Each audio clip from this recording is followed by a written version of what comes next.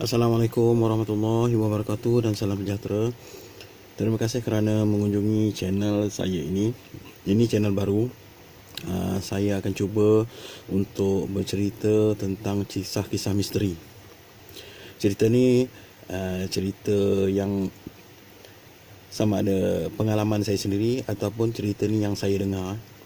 Pengalaman saya sendiri pun ada banyak. Nanti kita akan ceritakan satu persatu. Jadi kita bermula dengan satu kisah. Saya dapat cerita ni lebih kurang pada tahun 1990-an. Kisah ni kisah dari mulut ke mulut lah. Saya tak pasti kesahihan dia benar atau tidak. Sama-samalah kita renungkan cerita ni. Cerita ni bertajuk kisah banduan penjara. Nak dijadikan cerita, ada seorang lelaki ditangkap tak tahu atas kesalahan apa, tapi dia ni bukan rakyat Malaysia, dia orang seberang lah. Jadi apabila dia masuk ke dalam penjara, dia ada berkawan-kawan lah dalam penjara tu. Ada 4-5 orang dalam satu sel. Saya minta maaf sebab saya tak pernah masuk penjara. Saya tak pasti berapa orang dalam satu sel. Saya minta maaf di atas kekurangan saya tu. Cerita dia macam ni lah. Apabila mereka ni dah duduk dalam satu sel, jadi mungkin dalam 2-3 hari selepas tu, seorang lelaki yang orang seberang tadi, dia cakap dengan kawan-kawan dia, bosan lah duduk dalam penjara ni. Aku rasa aku nak keluar dari penjara ni. Tapi dalam waktu yang sama, dia lukis satu gambar sampan. Kemudian dekat tepi laut lah, dia lukis gambar laut, dia lukis gambar sampan di tepi pantai.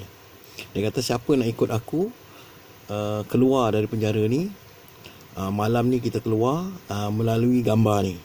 Jadi rakan-rakan dia yang lain ni kira macam tak percaya. Ada yang mengejek dia, mana mungkin, kata mana boleh kita keluar melalui lukisan. Jadi nak dijadikan cerita, ada seorang yang percaya dengan dia ni.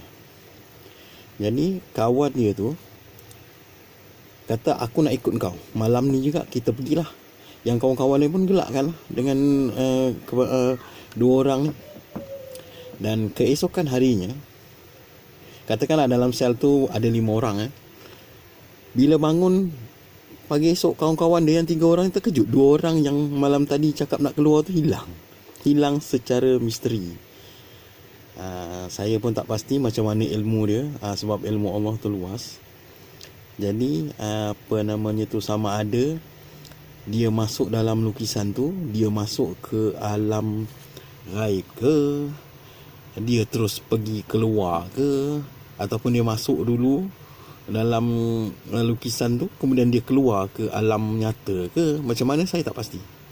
Jadi saya dalam cerita ni, saya teringat satu cerita, satu kartun lah, kartun budak-budak TV9 masa tu lah. Cerita tu Chalk Zone. Bila dia melukis saja, nanti dia masuk dalam alam lukisan tu. Kemungkinan macam tu ke? Itu kita tak pasti. Macam mana cerita, macam mana ilmu dia tu. Cerita ni memang heboh lah satu masa dulu, tahun 1990. Waktu tu saya mula-mula turun ke Johor. Jadi masing-masing lah bercerita pasal cerita misteri. Jadi salah satu kisahnya adalah kisah ni. Tak pasti kesahihan dia, jadi sama-samalah kita renungkan. Jadi itu saja untuk kali ini. Saya minta maaf jika ada kesilapan atau kesalahan. Saya akan cuba baiki cara penceritaan saya supaya cerita ni lebih menarik. Segala kekurangan tu saya minta maaf. Dan kalau ada yang sudi untuk subscribe channel ni, terima kasih banyak-banyak. Saya akan cuba lagi bercerita tentang pengalaman saya yang pengalaman-pengalaman yang saya pernah lalui lah.